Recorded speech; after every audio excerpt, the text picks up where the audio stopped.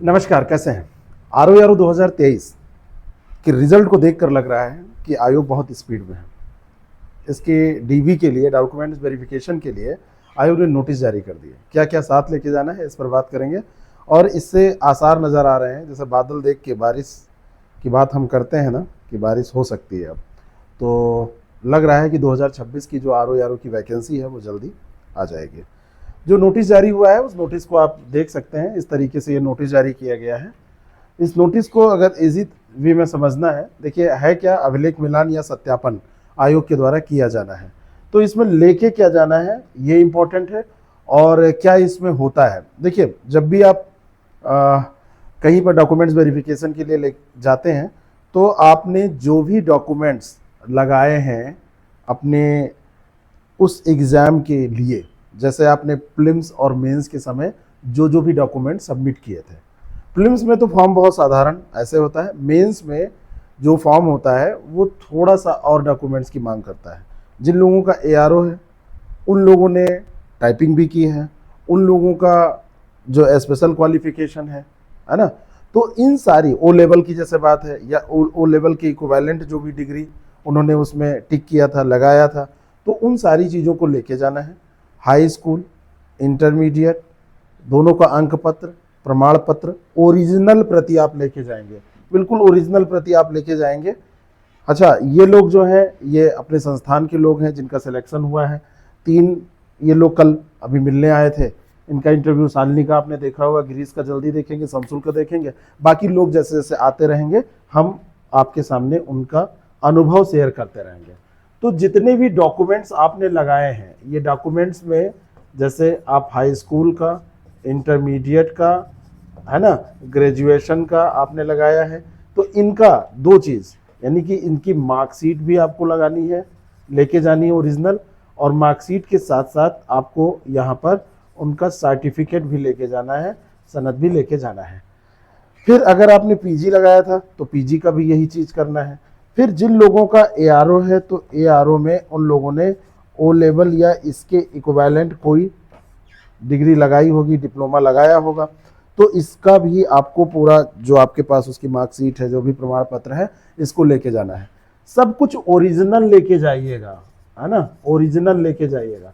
बहुत सारे लोगों के पास सर्टिफिकेट नहीं होता है, जैसे अभी बिल्कुल बिगनर हैं, कभी इंटरव्यू नहीं दिए हैं, कभी कहीं चयन नहीं हुआ है, तो अभी नए नए पास आउट हुए हैं, तो उनके पास सर्टिफिकेट नहीं होता है। नहीं है तो आपको टाइम दिया जाएगा, आप अपनी यूनिवर्सिटी से उसको निकलवा के सबमिट करेंगे। अब देखिए यहाँ पर जो इन्होंने स्केड्यूल दिया है, स्केड्यूल की अगर हम बात करें तो इन्होंने 15 अप्रैल की तिथि रखी है। एक ही डेट रखी गई है 419 अभ्यर्थियों के लिए, जो ये पूरी बात की गई है। आपको मैं बताऊं, 419 अभ्यर्थियों में से 12 से ऊपर संस्थान के हैं। आरओ मेंस का जो बैच था, मेंस का बैच बहुत बड़ा हमारे पास नहीं था, जो हमारे संस्थान से संबद्ध लोग थे, मतलब जो ऑफलाइन कर रहे थे, लेकिन उसके रिजल्ट का रेशियो 50% से ऊपर रहा है। 50% से ऊपर रहा, यानी कि हर 2 में से 1 कैंडिडेट हमारा सेलेक्ट हुआ है। तो इसमें 15 तारीख की जो डेट मतलब ये तारीख निश्चित की गई है, अप्रैल की 15 तारीख, एक ही दिन में सारा कुछ होगा। आयोग का कार्यालय प्रयागराज, यानी कि जहां पर आयोग है वहीं पर होगा। 419 कुल अभ्यर्थी हैं जो आरओ ARO के लिए हैं, वो लोग जाएंगे, और वहीं जो भी डिपार्टमेंट उनको मिला है, आवंटित हुआ है, सचिवालय, राजस्व या लोक सेवा आयोग, उसी के हिसाब से इसमें निर्धारित किया गया है। एक स्लॉट रखा गया है सुबह 9:30 बजे का, दूसरा 1:30 बजे का, है ना। 9:30 बजे से कुल जो अभ्यर्थी हैं 210, पहले उनका डॉक्यूमेंट वेरिफिकेशन होगा। एकमात्र समूह केवल समीक्षा अधिकारी उत्तर प्रदेश सचिवालय के लोग, यहाँ पर आप लोग साथ में मिल सकेंगे, यानी कि जो लोग सेलेक्ट हुए हैं सारे आरओ सचिवालय वाले एक साथ मिल लेंगे। फिर 1:30 बजे जो विविध समूह है से 7 सभी विभाग और पद जो आरओ ARO के हैं, उनमें 211 से 322 तक 1:30 बजे जाएंगे। उसके बाद में फिर आप जाएंगे, देखेंगे तो पूरी कैटेगरी यहाँ पर दी हुई है कि समीक्षा अधिकारी जो है वो 322 और सहायक समीक्षा अधिकारी 40, है ना, ये उत्तर प्रदेश सचिवालय के।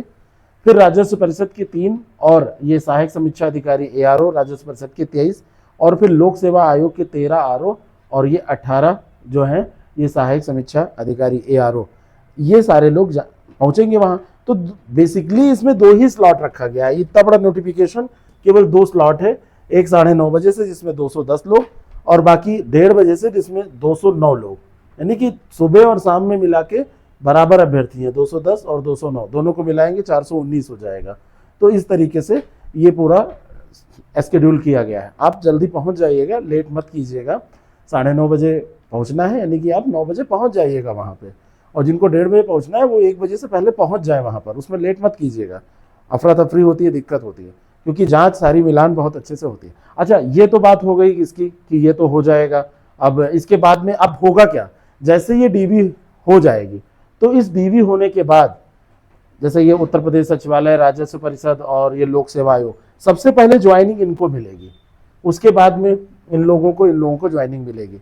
और इन सारे लोगों को लग रहा है कि अप्रैल लास्ट तक सब हो जाना है। जिस स्पीड से आयोग काम कर रहा है, बहुत तेजी से काम कर रहा है ना, तो वो हो जाना है। आप जब जाइएगा तो वहां पर अपने जितने शैक्षिक प्रमाण पत्र हैं उनको तो लेके जाना है, जो मैंने बताया आपको। उसके अलावा आपको जो आरक्षण, अगर आप किसी आरक्षण का लाभ ले रहे हैं तो जाति, निवास, है ना, या जो भी आरक्षण आप पर लागू होता है उसका भी प्रमाण पत्र लेके जाइएगा। और सभी दस्तावेज की स्पष्ट छाया प्रतियां, फोटो कॉपी भी आप लेके जाएंगे, समझ रहे हैं, आप लेके जाएंगे। तो एक सेट उसका ओरिजिनल के साथ साथ एक सेट आप ये फोटोकॉपी का भी बना लीजिएगा। एक अच्छी फाइल ले लीजिएगा, आप ऑफिसर बन गए हैं आप, और अच्छी फाइल लेके और उसी में सारे कुछ डॉक्यूमेंट्स अपने सेट करके, है ना, बिल्कुल क्रम से, high school, intermediate, high school का पहले अंक पत्र, प्रमाण पत्र, बाद वाले लोगों का एक साथ है तो एक ही बार में हो जाएगा, है ना, पहले 2 अलग अलग होता था। तो इस तरीके से आप उसको लेके जाएंगे, ठीक है। बाकी आप डिटेल में देख सकते हैं, आयोग की जो वेबसाइट है उस पर भी डिटेल देख सकते हैं। अब इन सारी चीज़ों का निचोड़ क्या है, ये तो बात हो गई, क्या क्या लेके जाना है। 2026 की वैकेंसी को अब क्यों कहा जा रहा है कि जल्दी आ जाएगी, स्पीड बहुत तेज़ है। 400 के आसपास अध्याचन भी मिल चुके हैं, एआरओ की पद बहुत ज़्यादा है, आरओ के पद इस बार कम है, 100 के आसपास अभी हैं, और ये बढ़ेंगे, निश्चित तौर पर बढ़ेंगे। 2026 की वैकेंसी को इसलिए कहा जा रहा है क्योंकि अब स्पीड में सारी चीज़ें चल रही हैं। 2023 की वैकेंसी ये फाइनल हुई है, 26 आ गया है, इस बीच में सीटें वैकेंट हुई है ना, तो आयोग अब जल्दी 26 का नोटिफिकेशन निकालेगा, आयोग को निकालना भी चाहिए। और उसके बाद में आप देखेंगे कि बहुत तेजी से एग्जाम भी होगा। तो अब क्या उम्मीद करके लोग चल सकते हैं, मान के चलिए कि जून जुलाई में, जुलाई मैक्सिमम, ये 2026 जब नोटिफिकेशन आउट हो जाएगा। अब ये नोटिफिकेशन आएगा तो उसके बाद में अब एग्जाम कब होगा, ये तो नोटिफिकेशन की बात है। अगर एग्जाम की बात करें तो आप ये तैयारी करिए कि नवंबर दिसंबर में एग्जाम हो सकता है, कोई बड़ी बात नहीं है। पीसीएस हो, पीसीएस के बाद ये एग्जाम हो जाए, मान के चलिए कि नवंबर दिसंबर में आपका ये प्रीलिम्स का एग्जाम है, ऐसा भी हो सकता है। कोई ये ऐसा मत सोचिएगा कि अरे ऐसे कैसे हो जाएगा। अगर जुलाई में नोटिफिकेशन आ गया तो और पहले भी एग्जाम हो सकता है, जुलाई में आएगा तो अगस्त, सितंबर, अक्टूबर के आसपास कभी भी हो सकता है। नवंबर स्लॉट जो हैं वहां पर हो सकता है एग्जाम। तैयारी शुरू करिए, तैयार करना अपना पढ़ना शुरू करिए। आप अपने जीएस को और हिंदी को, आप शालिनी का इंटरव्यू देखिएगा, उन्होंने तरीके बताए हैं, और लोगों के भी हम इंटरव्यू आपको शेयर करेंगे, कैसे कैसे लोग कितना स्कोर करके आते हैं। तो उनको मैं आपको शेयर इसीलिए करता हूं इंटरव्यू कि आप उसको देखिए, समझिए उनकी रणनीति क्या है।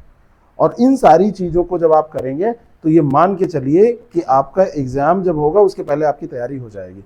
तो ये मान के चलिए कि अब आपका 2026 का नोटिफिकेशन जल्दी आएगा। तैयारी आप हमारे साथ भी कर सकते हैं।